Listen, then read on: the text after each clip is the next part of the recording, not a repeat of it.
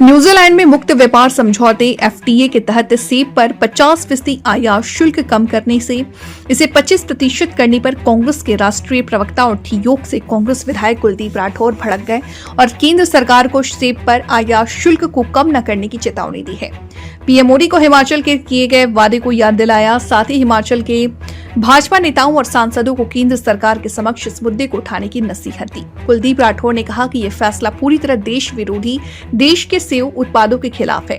उन्होंने कहा कि प्रधानमंत्री स्वदेशी की बातें तो बार बार करते हैं, पर विदेशों से आने वाले सेब पर आयात शुल्क कम करना विदेशी आयातों को बढ़ावा देने के साथ साथ देश के सेब उत्पादों का गला घोटने के बराबर है। मिले क्या आप इस मुद्दे को लेकर वाणिज्य मंत्री को मिले?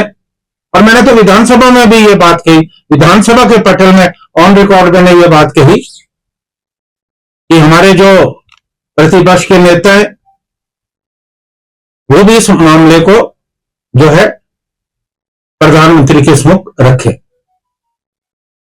हालांकि हिमाचल सरकार ने केंद्र सरकार को पत्र भी लिखा, लेकिन कोई भी संतोषजनक कार्रवाई नहीं हुई। और मैं आपको याद दिलाना चाहता हूं कि मैंने विधानसभा में एक मुद्दा उठाया कि अफगानिस्तान के रास्ते जो टर्की और ईरान का सेब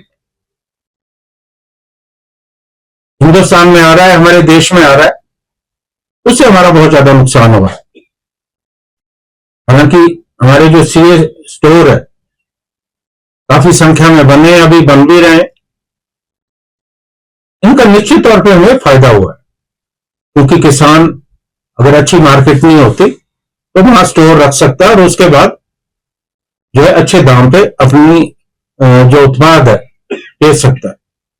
लेकिन जब वहां से, क्योंकि अफगानिस्तान से हमारा समझौता है, जब वहां से अवैध रूप से सेब आया तो हमारी मार्केट जो है बहुत ज्यादा डाउन होगी।